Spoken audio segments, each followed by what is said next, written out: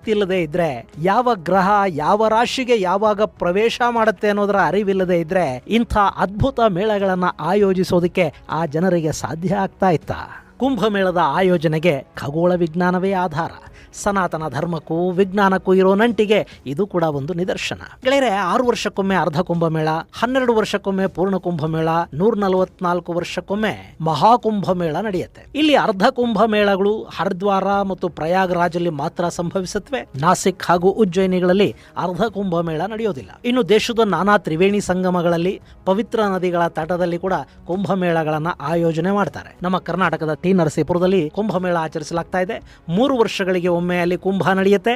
1989ರಿಂದ ಇದನ್ನ ಆಚರಿಸಿಕೊಂಡು ಬರ್ತಾ ಇದ್ದಾರೆ. 2019ರಲ್ಲಿ 11ನೇ ಕುಂಭಮೇಳ ಯಶಸ್ವಿಯಾಗಿ ನಡೀತು. ಆ ಬಳಿಕ ಅಂದ್ರೆ 2022ರಲ್ಲಿ ಚೈನಾ ವೈರಾಣುವಿನ ಕಾರಣದಿಂದಾಗಿ ಕುಂಭಮೇಳ ನಡೀಲಿಲ್ಲ.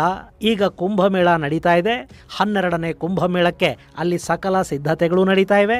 ಇದೇ ಫೆಬ್ರವರಿ 10ನೇ ತಾರೀಕಿನಿಂದ 3 ದಿನಗಳ ಕಾಲ ಅಲ್ಲಿ ಮೇಳ ನಡೆಯುತ್ತೆ. ರಾಜ್ಯದ ಮಠಾಧೀಶರು, ಸಾಧು ಸಂತರು ಹಾಗೂ ಅಪಾರ ಪ್ರಮಾಣದ ಭಕ್ತರು ಅದರಲ್ಲಿ ಭಾಗಿಯಾಗ್ತಾರೆ ಅಂತ ಹೇಳಲಾಗ್ತಾ ಇದೆ. ಈಗಾಗಲೇ ಮೈಸೂರು ಜಿಲ್ಲಾಡಳಿತ ಸಕಲ ಸಿದ್ಧತೆಗಳನ್ನು ಆರಂಭ ಮಾಡಿದೆ. ಸುತ್ತೂರು ಮಠದ ಶಿವರಾತ್ರಿ ದೇಶಿಕೇಂದ್ರ ಸ್ವಾಮಿ, ಆದಿಚುಂಚನಗಿರಿಯ ನಿರ್ಮಲಾನಂದನಾಥ ಸ್ವಾಮಿ ಹಾಗೂ ಕೈಲಾಸಾಶ್ರಮದ ಮಹಾಮಂಡಲೇಶ್ವರ ಜಯೇಂದ್ರಪುರಿ ಸ್ವಾಮಿಗಳ ನೇತೃತ್ವದಲ್ಲಿ ಸಿದ್ಧತೆಗಳು ಆರಂಭಗೊಂಡಿವೆ. ಪ್ರಯಾಗದ ಮಹಾಕುಂಭಮೇಳಕ್ಕೆ ಹೋಗಿ ಬರೋದಕ್ಕೆ ಸಾಧ್ಯ ಆಗದೇ ಇರೋರು ಟಿ ನರಸೀಪುರದಲ್ಲಿ ನಡೆಯುವ ಈ ಕುಂಭಮೇಳಕ್ಕಾದರೂ ಹೋಗಿ ಬನ್ನಿ. ಅಲ್ಲಿ ಕಪಿಲ, ಕಾವೇರಿ ಹಾಗೂ ಸ್ಫಟಿಕ ಸರೋವರಗಳು ಸೇರುವ ಜಾಗದಲ್ಲಿ ಪುಣ್ಯ ಸ್ನಾನಕ್ಕೆ ಅವಕಾಶಗಳಿರುತ್ತವೆ.